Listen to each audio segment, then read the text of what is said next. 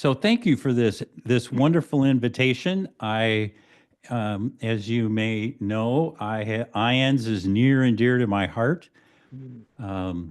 I was getting my doctorate in educational leadership at the University of St. Thomas, and my dissertation was about, persons that have had near-death experiences. And so, way back then in the late '90s, um, I became active in IANDS. I joined their board of directors. I've been MC of their international conferences for 15 plus years. I was on the board twice. Talk about glutton for punishment. Oh dear. Um, I wrote and authored a bunch of CDs of guided meditations, all based around near death experiences. Let's see. I just finished telling you that I do workshops around near death experiences and this technique that I call bilocation. I have my own podcasting. It's called the Afterlife Files. It's available on YouTube.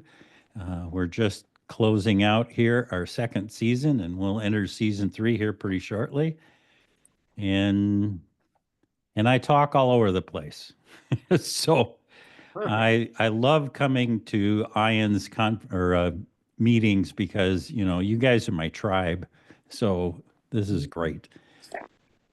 Um, so I thought I'd start off by telling you my story about my shared death experience. And then um, during the course of this story, it has like 3 distinctive parts to it. So I'm going to do that. I'm going to tell a part and then pause for questions, and then tell another part, pause for questions, and then tell the third part, and then, you know, the the gates are open, so we can just go wherever we want.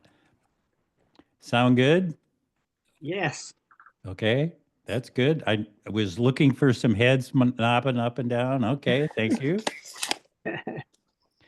Um, so my story is this. Back in 1981, I was in love with a woman. Her name was Mary Frances Randall, and she and her son Nolan had been out sailing on Lake Washington in beautiful southern Minnesota.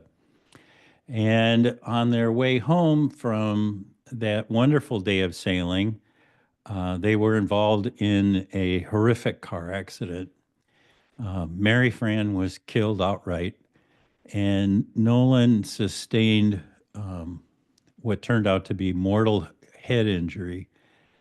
They took the both of them immediately to the Mayo system in Rochester, and there Nolan hung on for 6 days before he made his transition.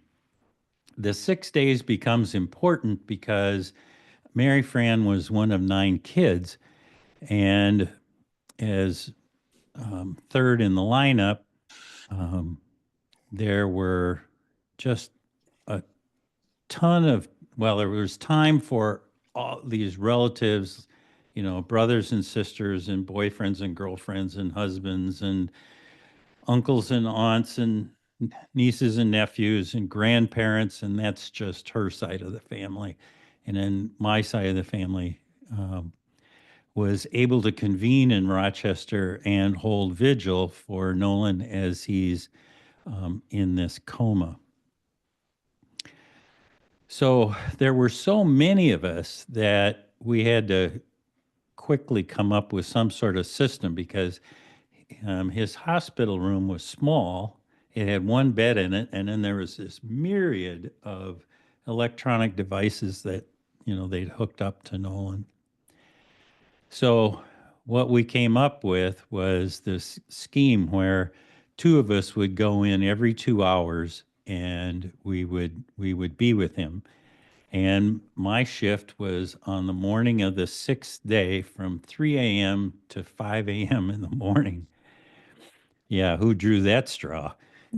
And so my partner was Jannie, Mary Fran's oldest sister, and the two of us went in, and we did things like we had his favorite storybook, so we told him stories, and we um,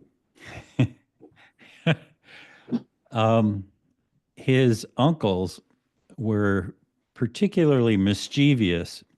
So at night, about midnight, they would go throughout the Mayo Hospital and steal the cushions off of the couches. And so we could put them on the floor of the waiting room so that people had a more comfortable place to be. Because I don't know, there's 40, 50 of us that were there. And so we would tell Nolan stories about his uncles and other fun goings on about who was doing what. This was important because the nurse had told us that the last sense to go when you're in a coma is the sense of hearing. So it was really important that we communicate with Nolan, even though he couldn't respond to us, and he never came out of the coma. Well, we come in at 3 o'clock and we do our storytelling and we update him on the uncles and aunts. And then it gets to be about 4:45 in the morning. And Janny, who was a trained emergency room nurse, went to the end of the bed and looked at his vital signs back when they had clipboards. Um, And then she just looked at me and she held out her hand and said, "It's Scott. It's time for us to say goodbye." So we pulled up a couple of chairs next to Nolan's head, and we told him how proud we were of him and his incredible strength of character in fighting so hard to stay with us. And but we could see that his vital signs were, slowly getting weaker and weaker. So Janny said to him, "You know, Nolan, if your mother comes, remembering that she had died 6 days before, said if your mother comes and asks you to go with her, that would be the right thing to do. That if you would like to have to be with her, that that's that's good, and you should go with her." We told him we loved him and we said goodbye, and it's now 5 o'clock in the morning, and we left, and the next shift came in. Well, it wasn't 45 minutes later that his vital signs really started to drop quite dramatically. And the nurse on duty came in, woke us all up in the waiting room, and said, it'll be soon. So you should all go in to be with him. So there's this whole crowd of us. We just file into Nolan's room. And as it turns out, I was one of the very last people to enter the room. And, excuse me, which means it was already like four deep around his bed. And I said, well, that's silly. So I sat on the windowsill next to Mary Fran's youngest brother, Willie. And we just sat there. I mean, I'd never held vigil with somebody who was dying before, and there's not much to do. You just sit there and watch the heart monitor as it becomes slower and slower and slower. Well, eventually it flatlined, and when it did, what I experienced was Mary Fran coming across the veil and scooping her son out of his physical body.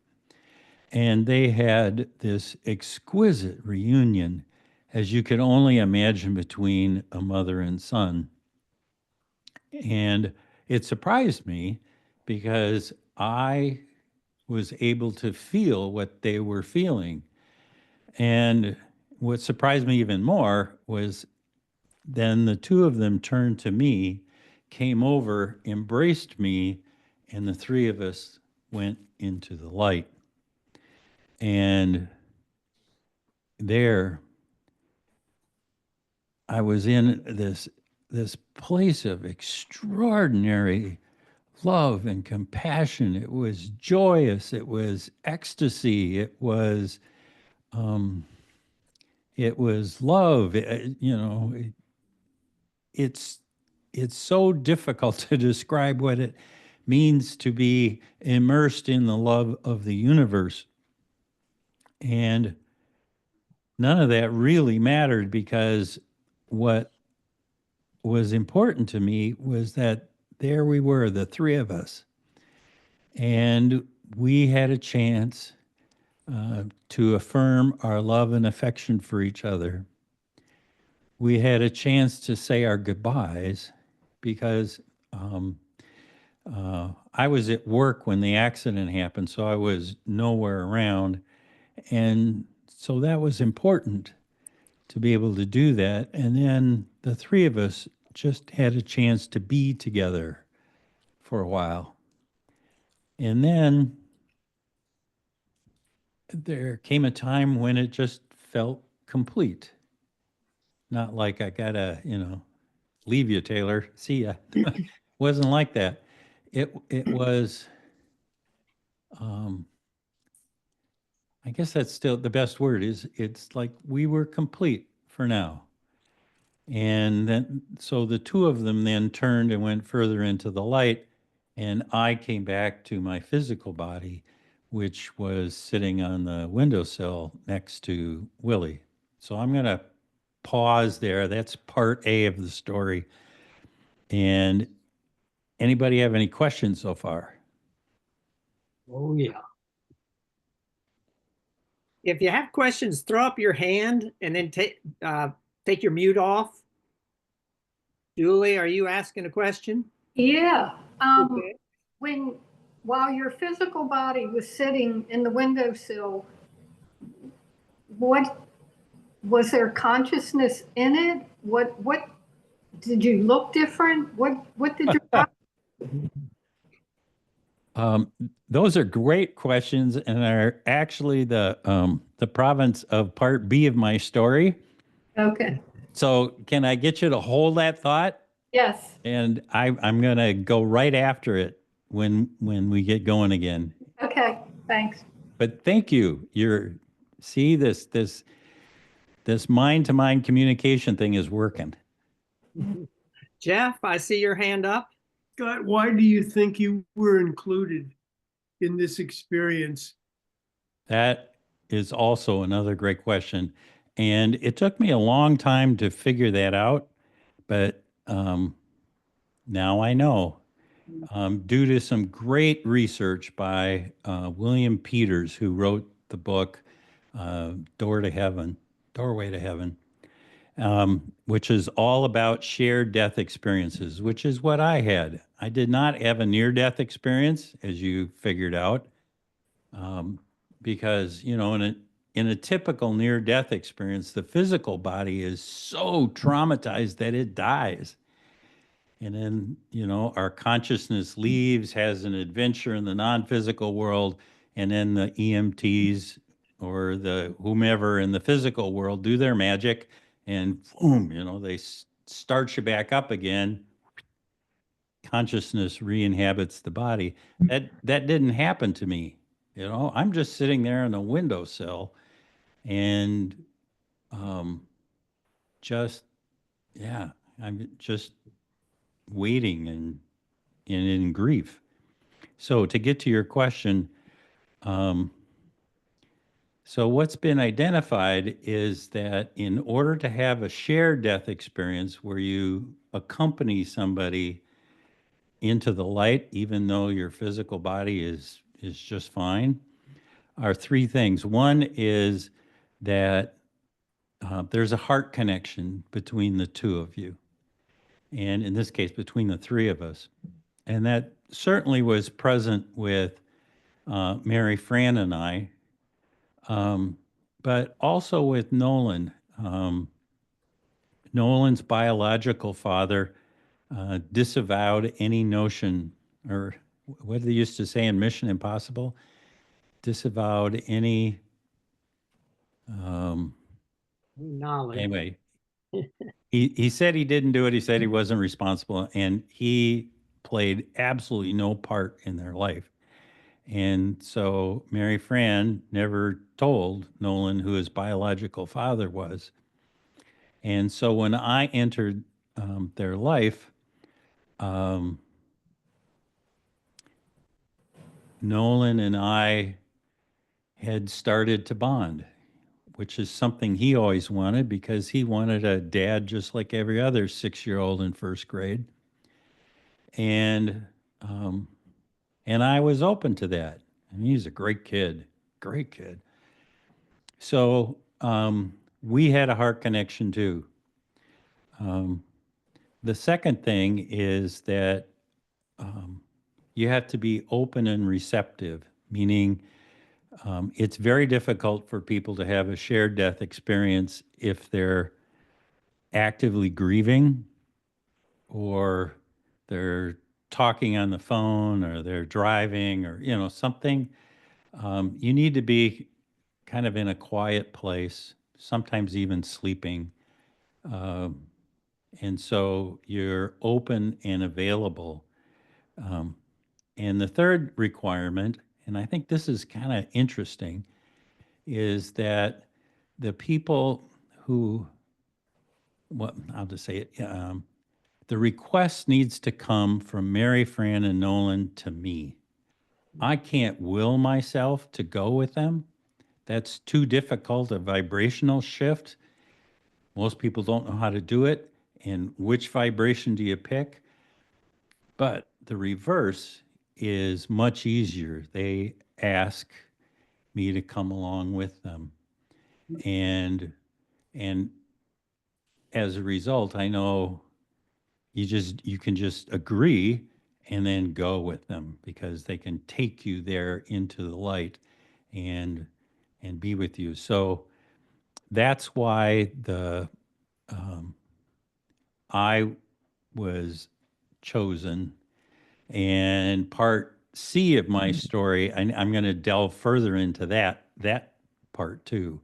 But um, thank you for that question because it's an important one and one that we can um, take advantage of if we would like to have that kind of an experience with a loved one. So pin that one and we'll come back to it during Q&A. Jane, did you have a follow-on question? I do. Did the person you were sitting next to notice any difference in your demeanor? Yes and no. Yes, from the standpoint that I was grieving, and no, Willie was too. So no, it's more no than yes, and I'll explain that coming up. Anybody else? Oh, I see a palm there. I was wondering if you have any sense of how long in the physical realm you were away. I'm guessing that it was somewhere between 5 and 10 minutes Oh. in the physical world. It seemed a lot longer than that when I was in the non-physical realm, but in the physical world, that's my best guesstimate as for how long I was gone. Good question. Thank you. All right, the second part that'll. All right, part B. So I'm in the non-physical world, and I'm having a chance to affirm our love and affection, a chance to say goodbye, and being together. And when they left and went further into the light, I came back to my physical body. Well, it isn't exactly like that because my This may sound a little strange, but I'll explain it. 100% of my consciousness was there with Mary Fran and Nolan in the light. And 100% of my consciousness was there on the windowsill next to Willie and in the room with all of the other grieving relatives. And I say it that way because it wasn't like it was a 50-50 split. Like somehow each one of those were diminished somehow. That isn't true, because I was really there and I was really in the hospital room. And I know this because I'm sitting there on the windowsill, and it's like the love of the universe is trying to break out of my physical body. I am just radiating this love and joy and ecstasy, and it showed on my face. And I knew that if anybody looked at me right then, it would be misunderstood. So what I wound up doing was just covering my face with my hands so that people couldn't see. That's where Willie knew that something was going on with me, because I'm doing this, but he doesn't know what, and he's also focused on his own grief. So that is, I didn't know what to do with it and what to call it. Now I do. I call it bilocation, because I was in two distinct consciousnesses at the same time, fully present in each. And I didn't know what to call that. I didn't know what was happening to me, and I really didn't have that perspective then, because I was, totally in my conscious. I was totally in the experience, and that's it. So that's part B of the story. Any questions there? Yes, give me a second. So in most NDE cases where you have out-of-body experiences, it seems as though they're not in both places at the same time. They have no recollection of being in the car accident. They feel no pain. They're gone. They're 100%. They're gone. Yep. Okay.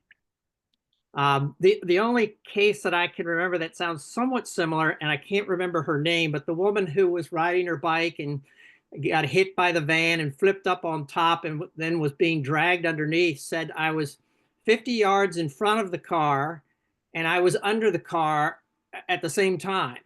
I was in both places at the same time. But that's one of the only cases I've heard of that being described. And I've also, a follow-up is, so you don't feel you missed any conversation or anything that happened during those 5 or 10 minutes in the room? You were totally aware of everything happening in the room? I was totally aware of everything that was happening in the room. Yep. Okay. And to be honest,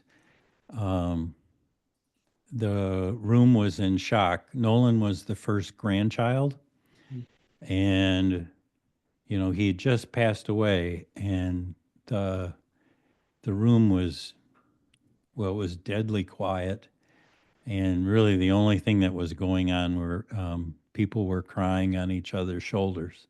So there wasn't much going on in the room to report on. I have a question.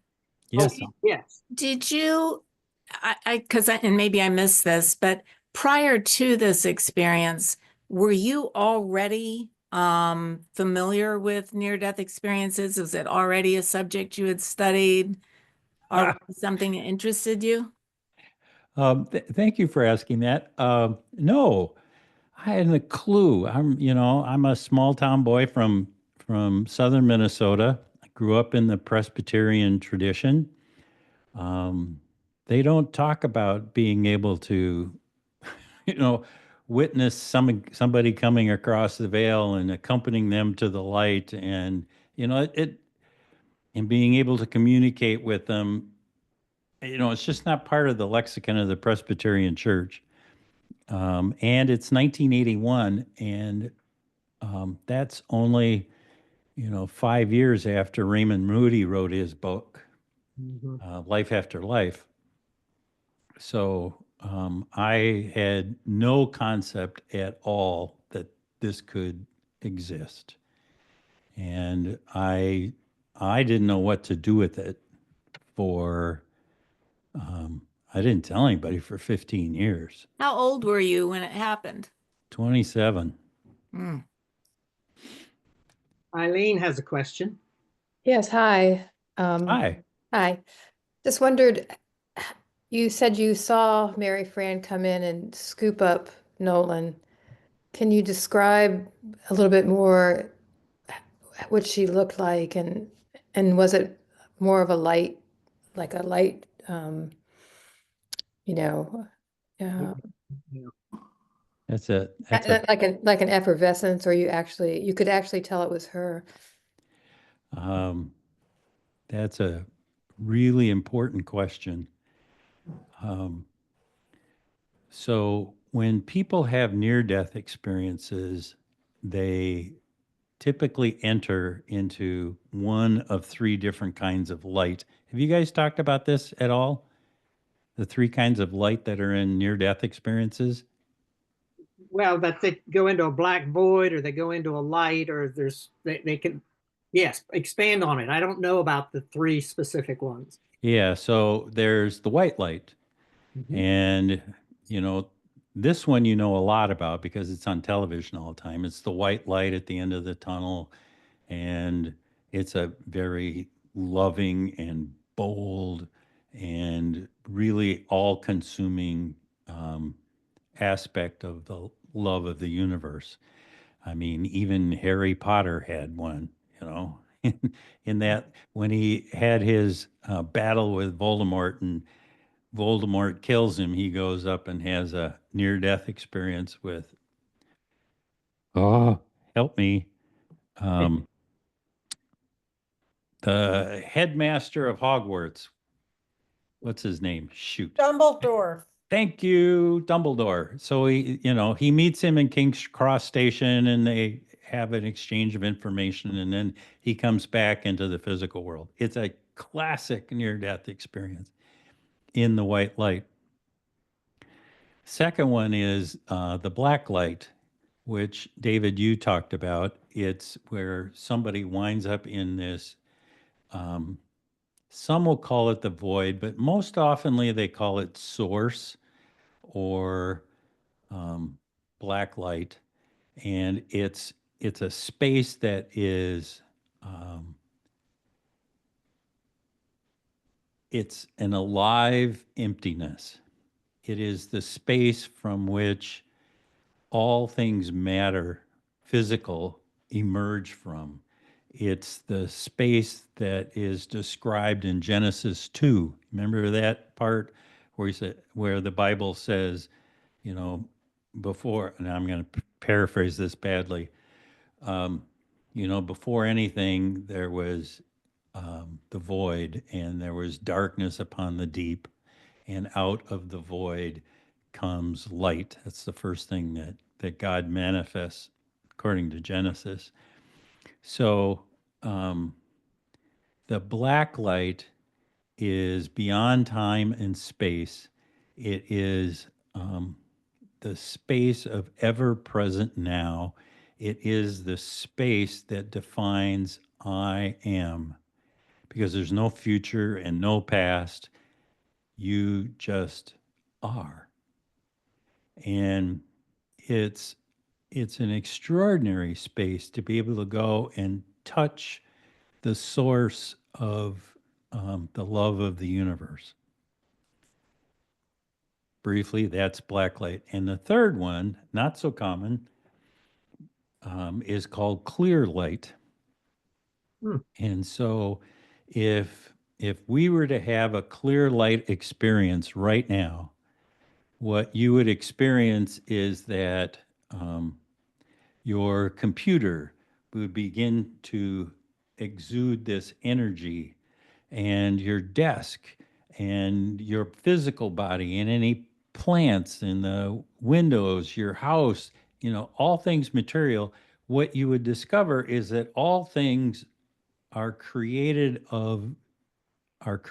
from the light and have this so we're all created of the light, is the best way to put that. And it allows us to be able to see that we are truly connected with everything else because we're made up of the love of the universe. And so we can never be separate from it. We are it. And that's the kind of light that I was in during my experience with Mary, Fran, and Nolan. It was a clear light experience. And so what was happening to me is that I, like right where I'm sitting, I just enter into this other dimension where all things are the love of the universe. And so Mary, Fran, and Nolan, when she crossed the veil, um, the best way I can describe it is like it's a shift in the energy of the room. It's a yeah, so they would like show up as a ball of energy, but there's no mistaking the energetic signature of each one of them. And you know this, when somebody walks into the room, behind you and you go, "Oh, Grandma Jenny's here." And you just know who it is based on the energy changing in the room because they've entered it. And we know that you're at parties and sometimes you walk in and you go, "Ooh, I do not want to be close to that person. Bad, bad vibes." Or that person is really interesting. I want to get to know them. Um, so um, it was it was this ball of energy that exuded the energetic signature of Mary Fran and the other one of Nolan. And so it's not like you would see it on a movie screen or something. Um, it's it's much more complex than that. Did they communicate anything to you other than love? um, Just love. so so communication happens telepathically, and I can tell you right now, I am so grateful that the communication between the two of us was not done in English. It was done in a symbolic way, in a it's like when you get a thought ball, and everything about a subject is in that thought ball. So when Mary Fran says that she loves me, with that comes all of the history of the two of us. And um, what it comes is the complexity of our relationship and the loss of a future relationship. And it's so this is terrible English.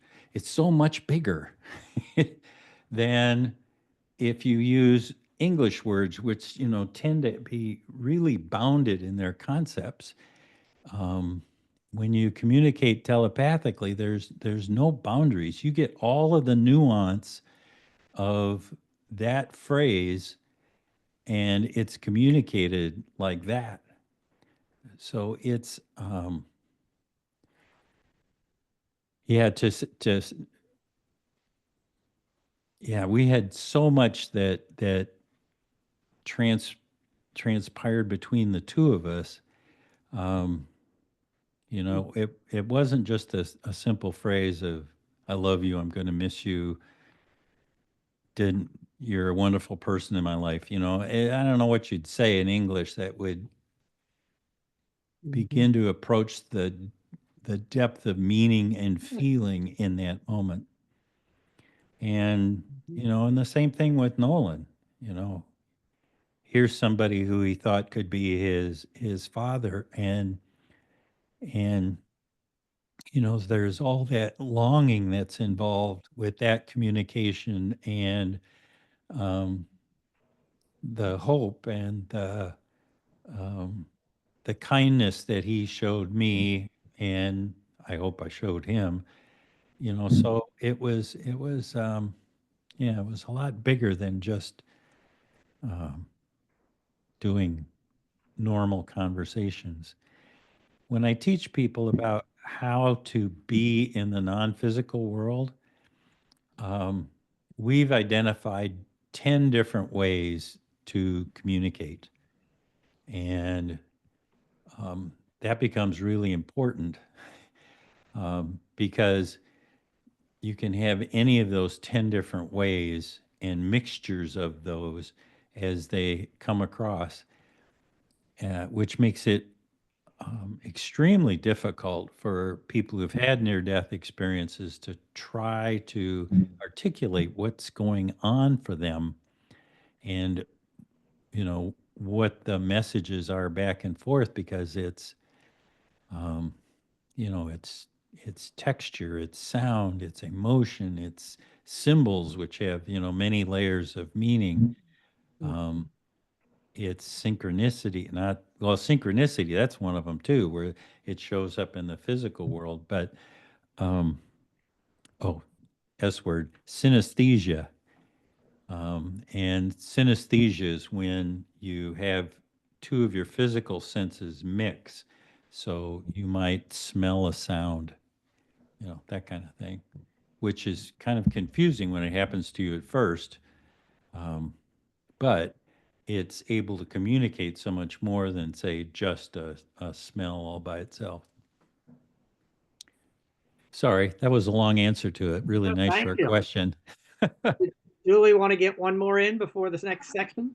Yeah, you know how with an NDE, frequently they'll have a life review, but I was wondering, was the meeting with them sort of like a life review of your relationship? Not like your whole life, but of that relationship with them. Yes, exactly right.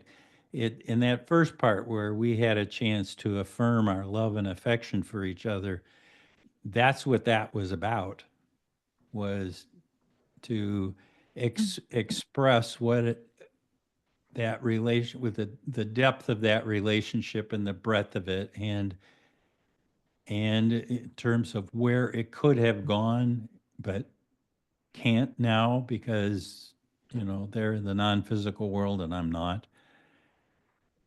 Yeah, good observation. Do you have one more? Sure, Sydney. Yes, I'm wondering if anyone else in the room, sounds like there were a lot of people, had any sense of her essence. And if you didn't talk about it for 15 years, if since you have, and they've heard that, I would imagine, has anyone else said, well, yes, I experienced an essence coming in? Boy, this is an astute group. Welcome to part C of my conversation. Oh. I'm going to jump right in and answer that question. Um, so, um, so I didn't tell people for a long, long time. And because I was working for the University of Minnesota, I'm sorry, for the Minnesota State College and University system, it behooved me to have a doctorate. And so I, um, my background in management, and so I was really interested in leadership. And the University of St. Thomas in St. Paul, Minnesota had this wonderful program in leadership. I joined that, and I'm studying leadership. And when it comes time to pick the topic for my dissertation, I told them that I wanted to study people who had near-death experiences because I wanted to know, how do they live with what they know, and how does that how when people come back from near-death experience, they are profoundly changed, and how does that change how they present themselves in the world, their leadership, what's their style. So I'm doing that, and in the process of trying to find people to interview, I'd sent a letter to the Randall family, because all of the Mary Fran's sisters, they all went into healthcare of some flavor or another, and asking them if they knew anybody that I could interview. And I got a letter back from one of them saying, well, I really don't have anybody for you to interview because that would break HIPAA laws. Fair enough. But I had one, about 10 years ago. I went, huh, okay. Oh, So I went to interview the sister. Now I'm going to call her the sister because she has wished to remain anonymous, but that's okay. So anyway, I'm interviewing the sister, and her near-death experience essentially was a bad reaction to some new drugs the doctor had given her, and she had died and come back, and so I'm recording it, and I'm taking my notes, and it's a really nice interview. Really, really interesting what happened. So, interview finishes, I'm packing up my gear, and I get this thought in my head. And I said, hey, when Nolan made his transition, something really unusual happened to me while we were in the hospital room. And I'm just wondering if anything really unusual happened to you too. And her eyes just got big as saucers. I've never seen anything like it. And taking that as a yes, I hooked my recorder back up again, and I told her, tell you what, you tell me your story first. I'll tell you my story, and then we'll compare notes. This is what she told me. She said, Scott, I remember this exactly because I was bedside with Nolan, and you were across the room sitting on the windowsill next to our brother Willie. I said, yes, that's correct. And she said, when Nolan flatlined, what I experienced, I meaning the sister, what I experienced was Mary Fran coming across the veil, scooping Nolan up out of his physical body. They had this exquisite reunion, and then the two of them turned to me, embraced me, and the three of us went to the light where we had a chance to affirm our love and affection for each other. We had a chance to say goodbye. We hung out for a little while, and then when it felt complete, the two of them, Mary Fran and Nolan, turned and went further into the light, and I came back to my physical body. She used almost the identical language that I had just told you. It was extraordinary. And so when I told her my story, in an instant, any doubts I'd had about whether or not this was real, or was I imagining it? Was it the result of grief or something I read? It all evaporated. And the same thing happened for her too. She had been wondering for 15 years what had happened to her because it was so far outside of our certainly our cultural experience. I was raised Presbyterian, she was raised Catholic. It just wasn't part of who we are, and we didn't have anything to call what happened. And so anyway, um, it was a really profound experience in terms of validation for the both of us. And so I can sit here before you today and say, this absolutely happened. It happened exactly like I say it did. And I've got somebody who will back me up. And was a tremendous relief. And it also meant that I could um, move on with my life and not be in such a turmoiled state about, was what was the real story behind this. So anyway, so that's part C. Yes, there was somebody else in the room who had the same experience I did. And so the two of us, the sister was Mary Fran's closest sister. And, you know, I'm her boyfriend. So, in terms of that having a heart connection and that invitation, it only made sense. So just so I'm clear, simultaneously, the three of them had the same experience that the three of you had. Correct. Okay. And I have no, or I did not have any idea that there was this other thing happening, like there was the four of us or something. It wasn't like that. And we now know, we know a lot about the non-physical universe, and time and space doesn't mean anything. So the fact that they could do this, apart, like there's my experience and then there's the experience with the sister, of course you could do that. And it'd be meaningful for both of us.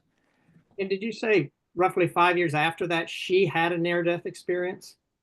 Yeah. Okay. Yep. Wow.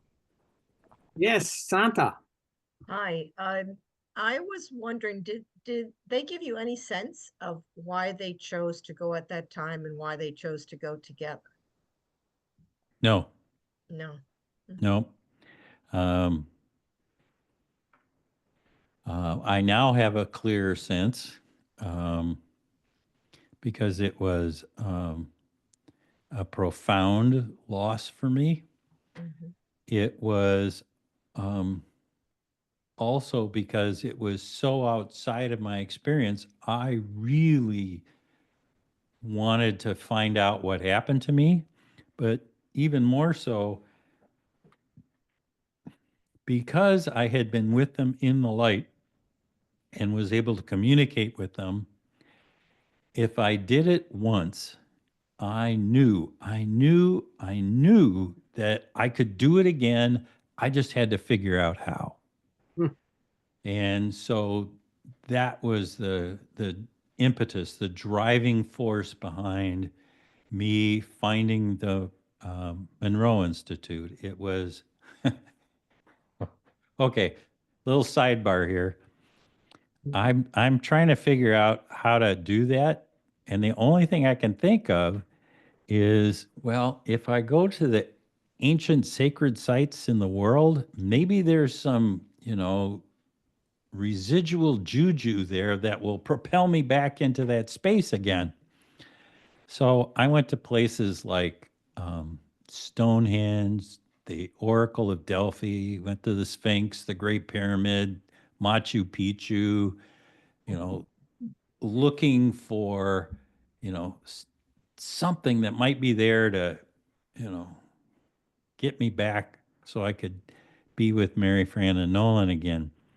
And, and essentially, when I got to these places, it was mostly just crickets. And I wound up having this whole series of great vacations, but um, nothing really happened. I mean, God, how many cathedrals, what did I go to? I just, more than you could shake a stick at. And figuring that I needed to do something a bit more active, I wound up studying with shamans in North and South America. I tried TM meditation. I went to Japan and studied with the Amoto religion. Um, and then I went to seminary, figuring maybe I needed to know more, you know, intellectual.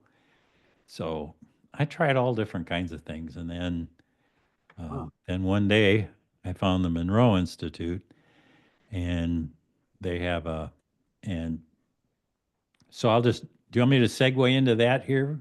Perfect. Okay. So, um, Bob Monroe was a gentleman in his 50s who um, had a big deal job in New York City. He was a vice president of the Mutual Broadcasting Corporation, and he was executive producer to like Fibber McGee and Molly and The Shadow and a bunch of these really famous radio shows. And during this time period, he started having spontaneous out of body experiences, and he couldn't explain it. And so um, I'm gonna shorten this story. Um, he he could see the writing on the wall that um, that radio wasn't going to go anywhere because this great new technology called television was coming on scene, and that was going to take over the world. And so he bided his time and bought the cable rights to Virginia. And needless to say, that was a great financial decision. And he sold off different parts of the state for people to develop. He made a bunch of money, and by this time, the out of body experiences are really kicking in, and he winds up um, writing a book about them called Journeys Out of the Body. And it was a #1 bestseller, and people just inundated him with requests to study with him and to learn what it is that he did. And so he bought a bunch of land in Virginia, just 14 minutes that way, where he created an institute to teach people how to do out of body experiences and to explore the non physical universe. And so that's, and so then I, through my research, found him. I went to one of his classes, and the very first class that you teach at Monroe is called Gateway. And in Gateway, I was able to touch base with Mary Fran. And their second class, which is called Guidelines, um, I was able to touch base with both Mary Fran and Nolan to have extended conversations. Plus, I had my grandfather Brett had just passed, and I was able to touch base with him, and the whole world just opened up for me. And that was so significant that I became a part-time trainer for Monroe and became an expert in the how do you enter into and hold expanded states of awareness using binaural beat technology, which is you you do it using headphones, and like I said, it allows you to enter into those spaces and hold them so that you have actually time to practice the skills to navigate the non-physical universe. And for that, I am eternally grateful. They have a great program, and I can't recommend it highly enough. So it's really, really good. And so Bob Monroe was the guy who developed the binaural beats that help you enter into these expanded states of awareness. And he was able to be able to manipulate these sound patterns in such a way that you could enter into different states of consciousness to do different kinds of things. And one of which is the ability to go and communicate with people who have passed before you. And that was, Mary, Fran, and Nolan.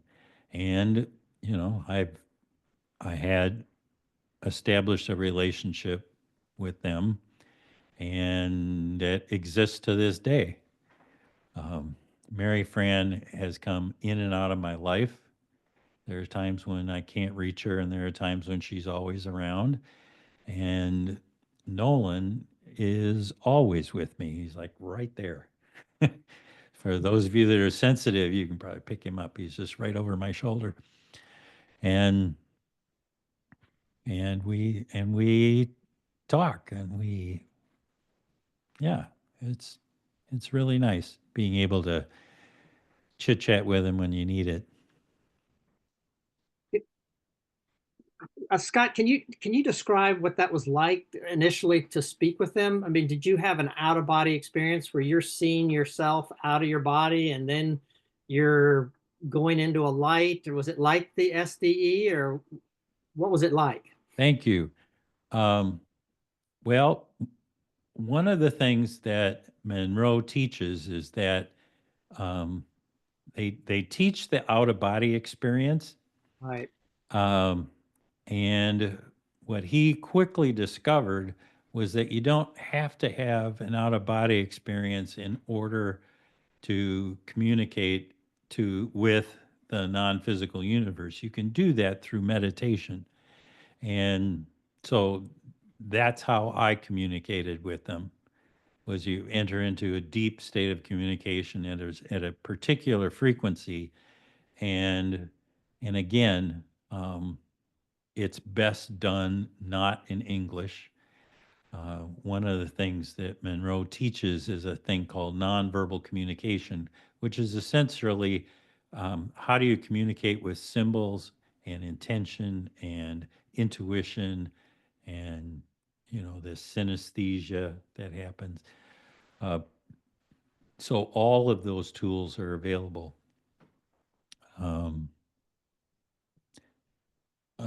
So no, you don't have to do out of body experiences. And to tell you the truth, out of body experiences, especially for the beginner, are difficult to learn. I don't want to plant that in your head. Let me rephrase that.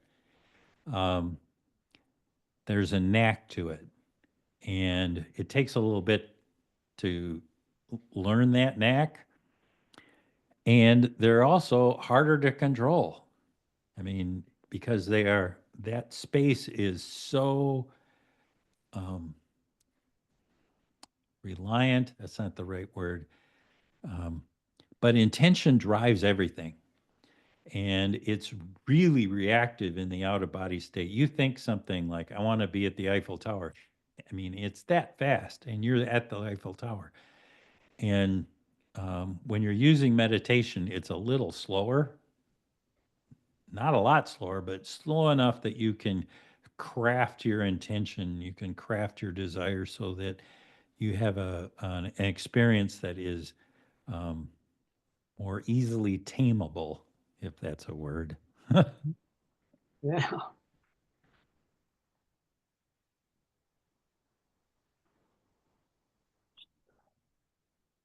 I see palms up there. Wendy. So this is going to make me weepy, I think, but I had an experience when my dad died, which I never knew what to do with. And when I heard about this tonight, I thought, I bet that's what that was. It wasn't quite like yours, Scott. I was very close to my father. He was 100. Good for him. Yeah. What a ride. And he was that day, it was Father's Day in 2015, and he couldn't talk, but he could still hear. So I was sitting there chattering away. The hospice people had probably said it would be another few days. So I was just talking to him about Father's Day or whatever. And he died. And I was just enveloped in this phenomenal golden light. So there's a fourth light. It was golden. It was this warm golden light that enveloped the two of us. And it was, as you said, sheer love, amazing love. Talk about wanting to get back to that love. It was amazing. And it lasted, I have no idea whether it was a second or 20 minutes. I don't really know. It just stayed with me for a while with him. It was around both of us. And then it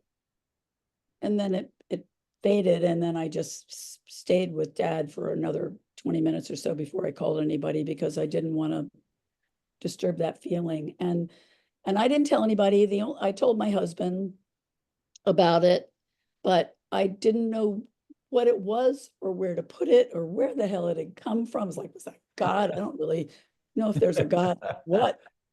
So it was different from yours, but so finally a year later,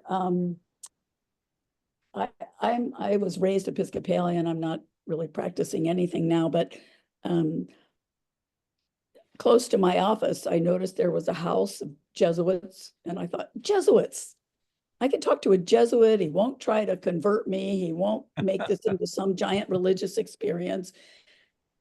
And I was right. I talked to this man, this young man, for maybe 3 hours, and I wish I'd taped it, because it was an amazing talk, and I remember so little of it. I know that it was this love, and then it was followed by deep gratitude, which he said was the highest form of spirituality, is the way he put it.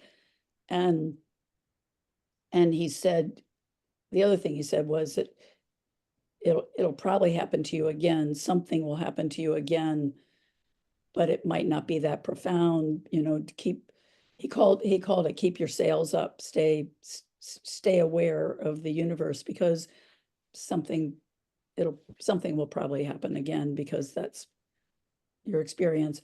I wonder now, did he know of near-death experiences? 2015, probably.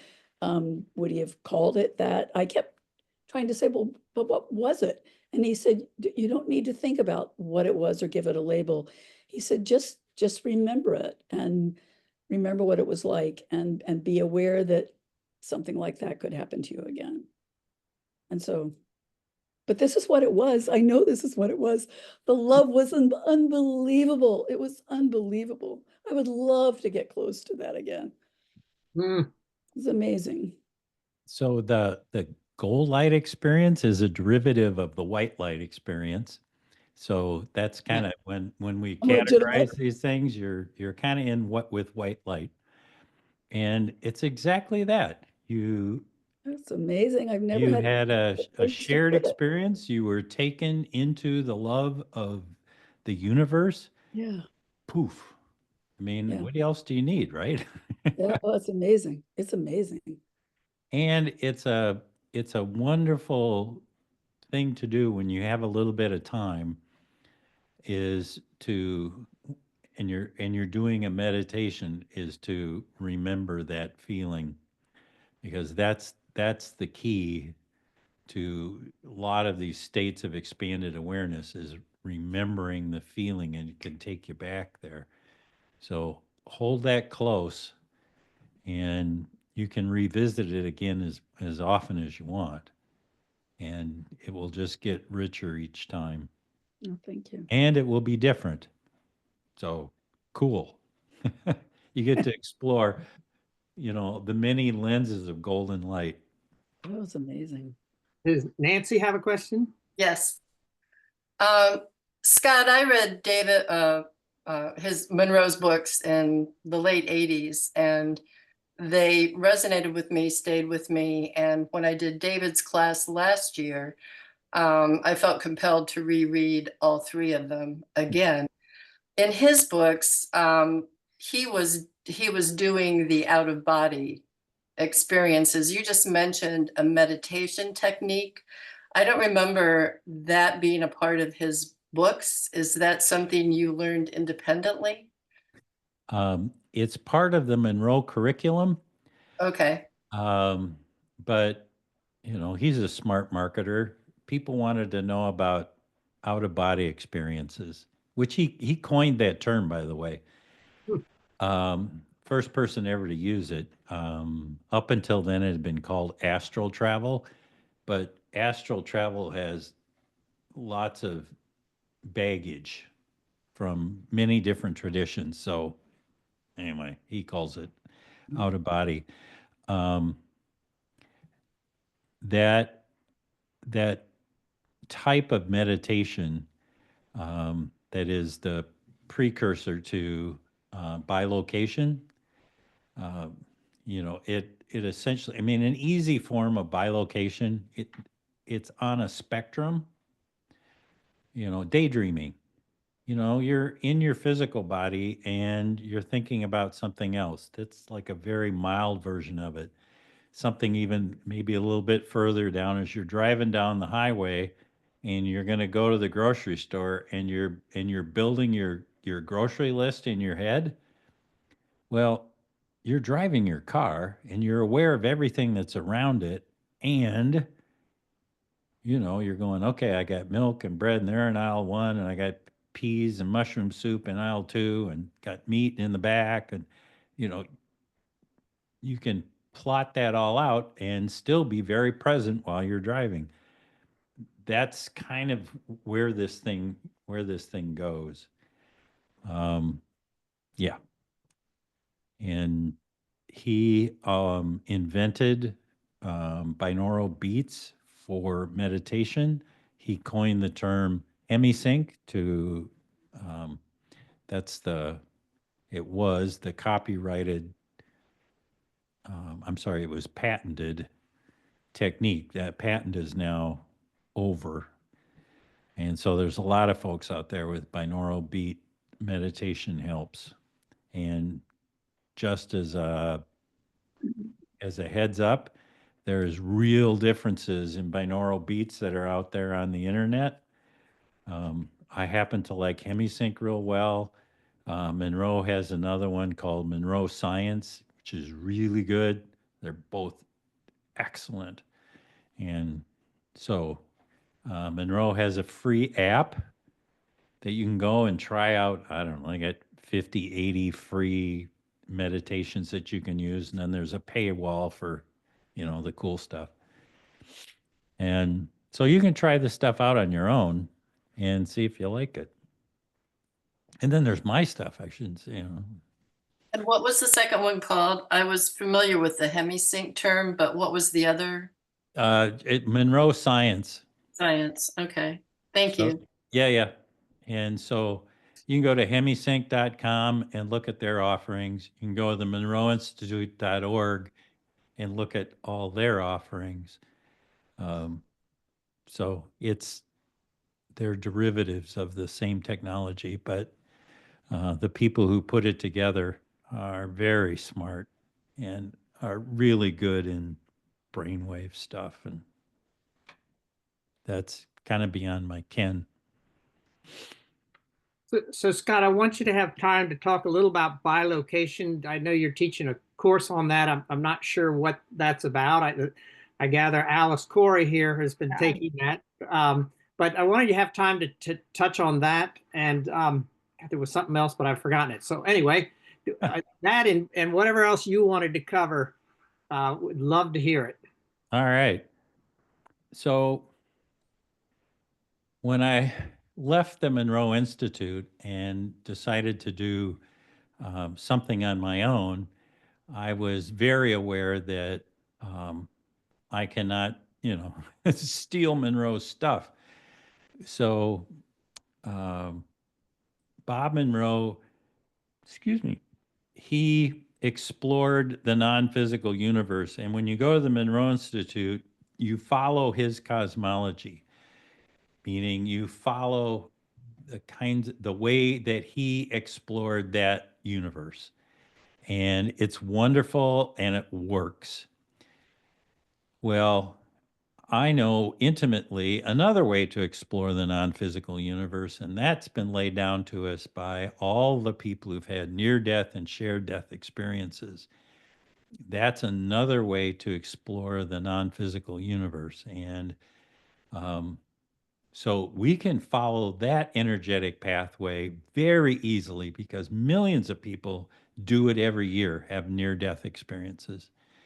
A conservative, really conservative estimate is that 5% of the US population has had near-death experience. You know, so that's like 15 million people. And so, you know, that's a lot of people that are going there and then coming back. So all we have to do is put people into that energetic pathway, and it's a nice, easy transition. So I used my own experience as a way of getting to help start people. So you remember from my talk that I was in the light with Mary Fran and Nolan, and I was sitting on the windowsill with Willie, and so that's by location, two locations at the same time, and using binaural beat technology, we can duplicate that by having the body to be in this deeply restful, even asleep state. Then you're conscious of it and be somewhere else out in the non-physical universe. And it, you know, you want to talk to dead relatives, you want to have a life review, you want to meet with, I think a fascinating place is to explore the tunnel between here and there. You know, there's just tons of things you can do. So that's what I do. Is I have developed coursework around how do you develop the skills necessary to enter into the non-physical universe, and then once you're in that non-physical universe, how do you explore? And we use the tools and the pathways that have been laid down to us by near-death experiencers, because there's a ton of them.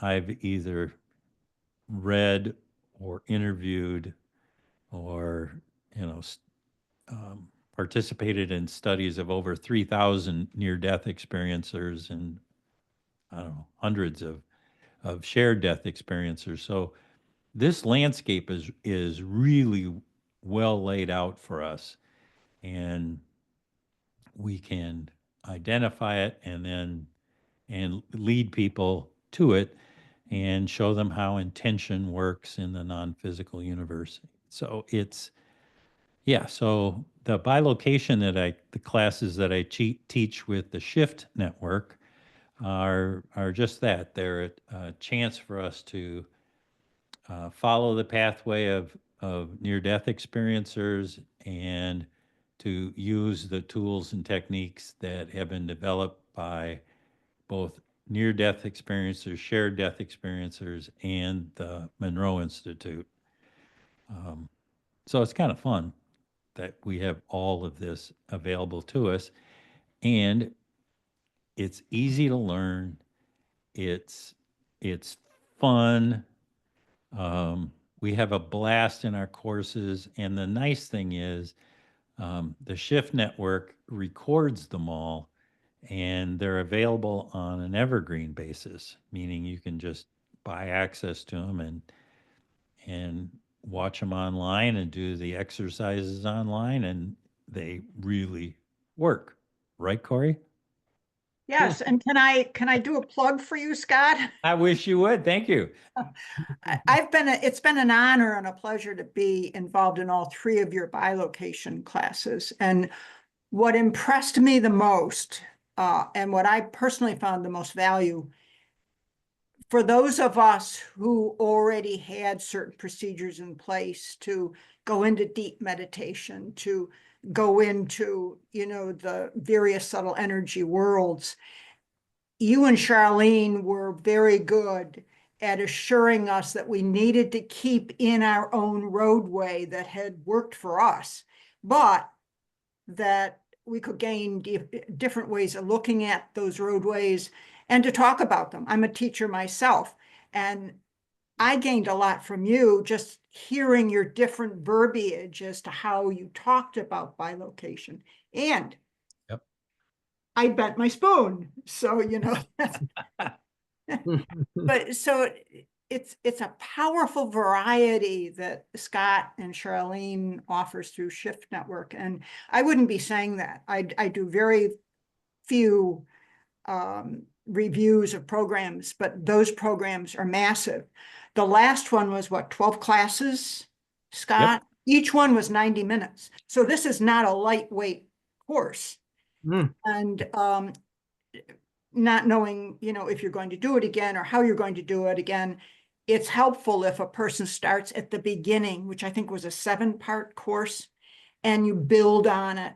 And it is worth everything that you put into the course, different modes of meditation, what of your ongoing practices work and how you can expand them. It's a wonderful thing, but I do have a question for you, Scott. Do we have a minute? David, can I ask a question? Sure. Yeah, we've got 11 minutes, so go for it. Oh, well.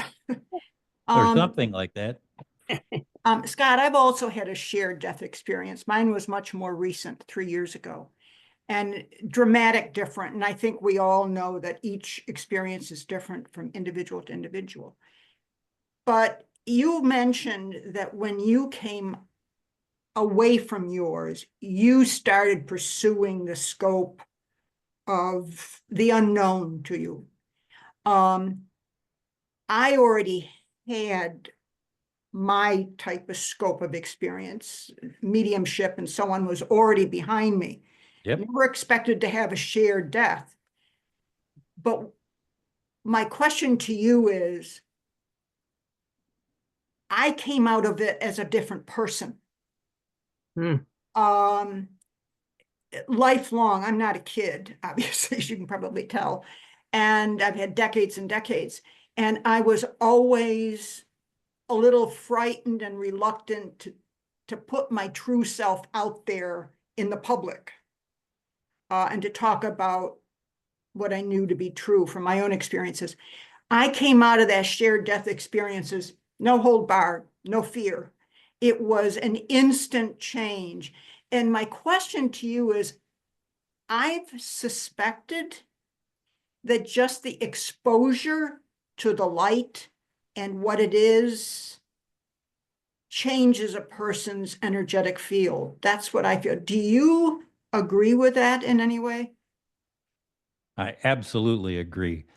When I was first doing research into near-death experiences, my mentor in doing the research was PMH Atwater. She lives not far from here in Charlottesville. And PMH is of the belief that all that it takes is a touch of the light, and that's a near-death experience. That touch, and it can be a millisecond. I mean, it's just right. That touch changes your vibrational field forever. It's like a rebirth. It's like a rebirth. And there's, when we come into the physical world, we voluntarily have these blinders, these filters that allow us to operate more successfully in the physical universe. Otherwise, there'd be just way too much information coming in all the time. Well, somehow that touch of the light removes some of the filters, and we can remember who we were. Now we have all of these abilities that we didn't have before. Right. That's not entirely true. We had them, but we couldn't use them because we didn't know they existed. Um, yes, all that it takes is a touch of the light, and it can happen in a near-death experience. It can, you know how many people have it in meditation. Oh, right. Yeah. You know, we had a wonderful example, you know, Right. with all of a sudden you're in this golden light, you know, and it changes you forever. Right. And knowing that we are love, we are made up of the love of the universe. We can never be separated from it because we are it. And so is everything else in the physical world. But that consciousness of self is rather unique. And we get a chance to experience that. And it's extraordinary. Before I had my shared death, I was never sure I knew truly what love was. Knew aspects of it, of course, human, but I never felt like I really knew or ever really felt. Came out of it knowing fully what it was. Yeah. I've got to ask you, this touching the light, does this happen? Can this happen through meditation, or does it take an event like a shared death experience or near death experience? No, it 'Cause can happen it can happen in meditation too. Okay. Yeah. I think Jane had her hand up first, and then Laura. Yeah, I've got a question. When you said that Nolan is kind of always on your shoulder and Yeah. you can communicate with Mary Fran, has that stymied your relationships on Earth? We should ask my bride that. At the beginning, when I was desperate to communicate with them again, maybe so. And I quickly had to come to terms with the fact that I'm here and they're there. And I live in the physical universe with all of the joys and challenges that brings. And um, I have a separate, you know, affection for them, but it's a very conscious thing to be able to be in love with my wife Anne for 23 years, and to be there. Um, it's not an accident; it's a choice that I make to be with her, and um, so thank you. That's an important question in my life, and it's one that Anne and I chit chat about every once in a while. But um, yeah, she's the love of my life, and it's my fervent desire that she knows that and can feel it. Laura, did you have a question? Yeah, just quickly, you had talked about the clear light, the white light, the black light, and I've had a couple of metaphysical experiences, but for me, they were brought on by tremendous fear. And the shift for me that happened was pink light. Interesting. Everything turned pink. The room turned pink, the light turned pink, and I could see love like a spark flying around the room. My question, though, was just because I hadn't heard you mention pink light. It's like, where is that on the hierarchy? But and that I did just want to mention that for me, it was fear that caused the shift of being very, very scared, and love stepped in. But I also wondered if when you mentioned the black light and you were describing that void and the biblical reference and, you know, all of matter comes from the void, have you thought of this at all in terms of quantum energy and dark energy and dark matter? And I'm always wondering, like all physicists are, what is it? What is it? And I'm thinking, is this it? I Well, two things. You're my first pink light person. So I think that's really interesting. And one of the things I know about these, they call them SDEs, uh, eh, spiritually transformative experiences. So I'm guessing you weren't killed in any way. Mm-mm. Okay. So they tend to present themselves um, in ways that the recipient really gets the message. And I'm, I'm, it just makes me grin to think that it showed up as pink, that it was so different than the fear at the moment that it, I'm certain, caught your attention. Like, what's going on?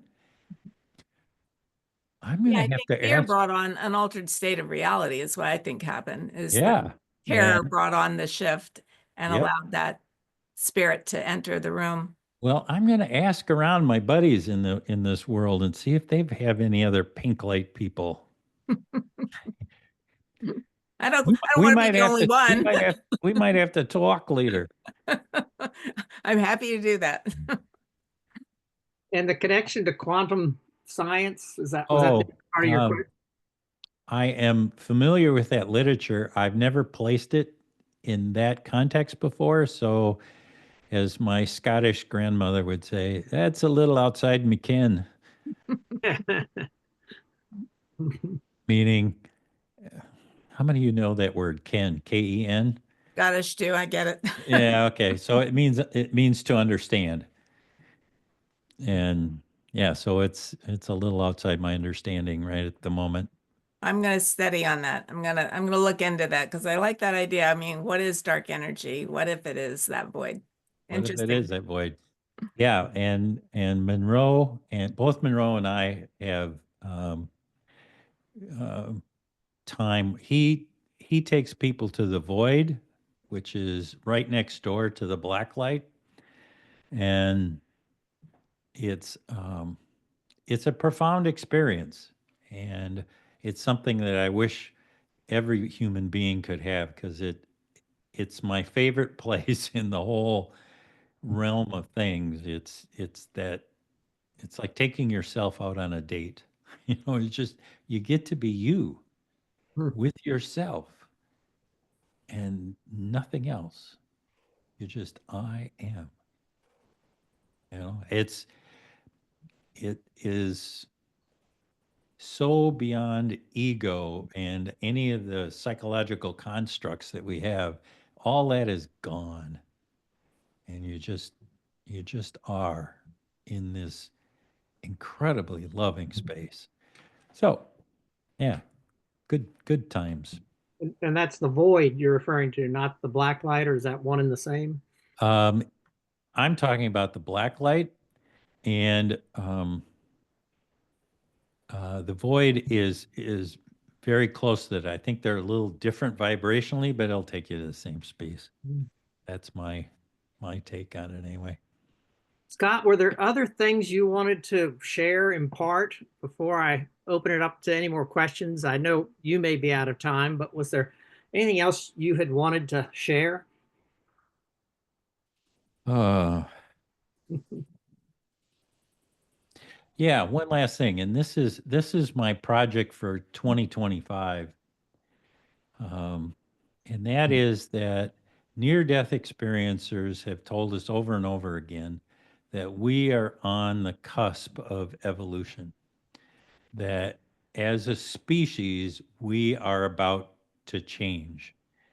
And here's just, yeah, don't even Google that on YouTube because you'll get 1,000 people and their take on what it is that is coming and how and what we're going to be like. But nobody's talking about how are you ready?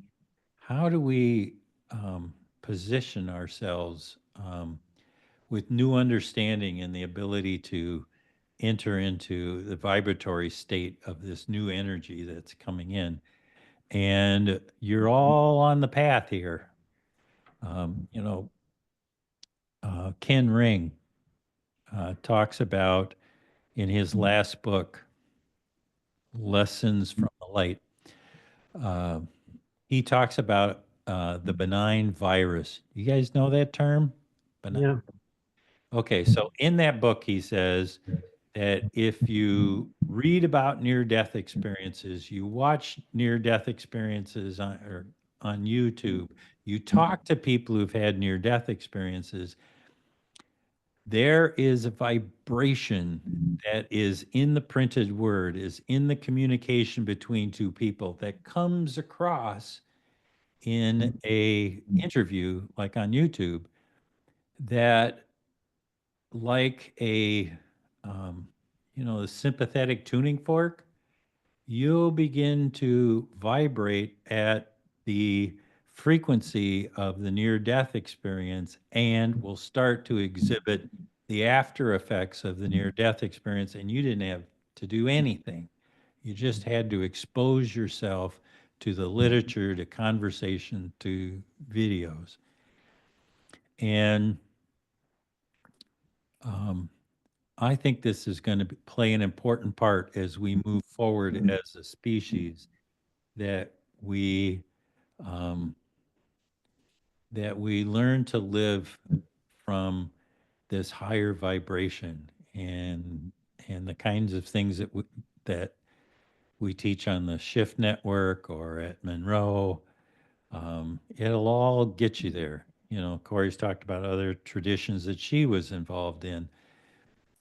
Anything that raises up our vibration, that allows us to be in expanded states of awareness, will open ourselves up to this remembering of who we are and how we can be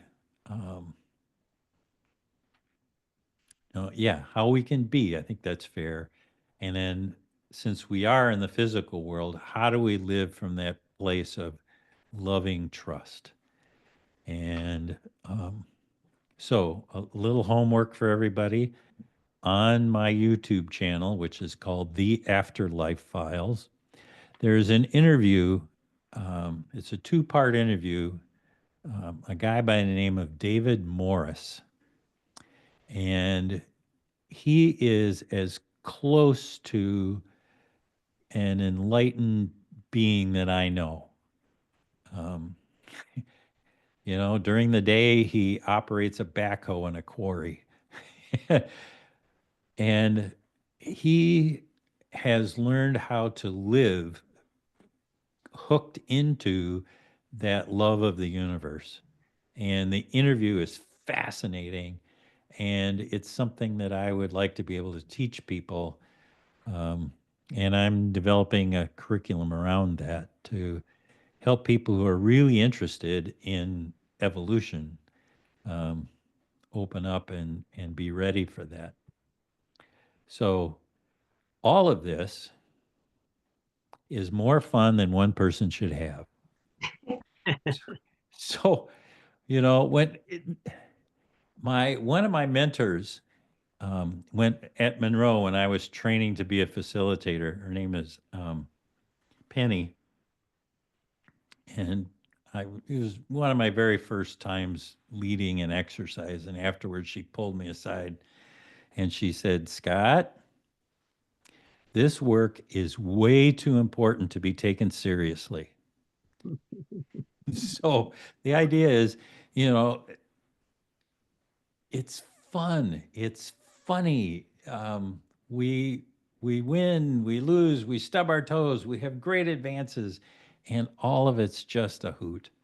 So enjoy your exploration, everyone, because it's not only is the end goal extraordinary, but it's just fun all along the way.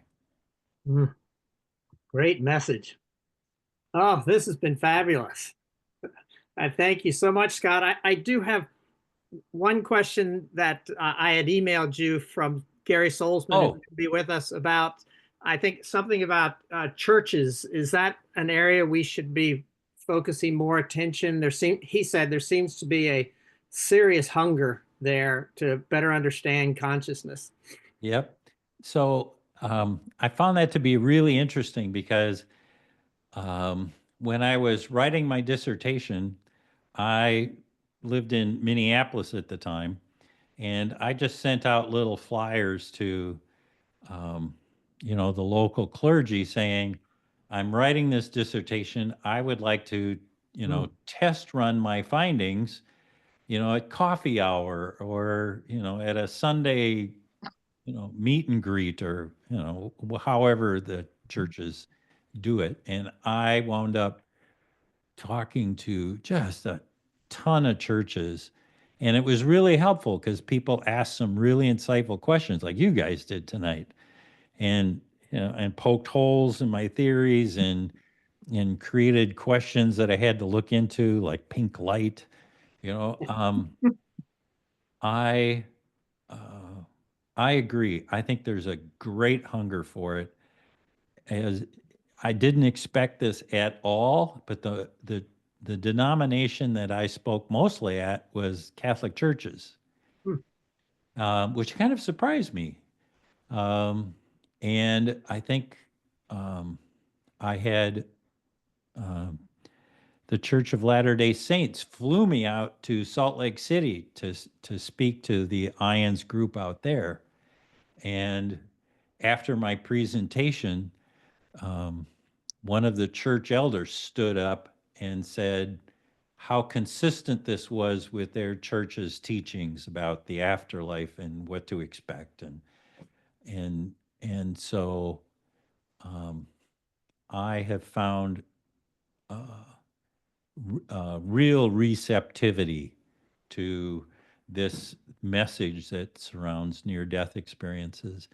And you guys in your local areas, can certainly work up some kind of a presentation that you could give to people. But um, he's right.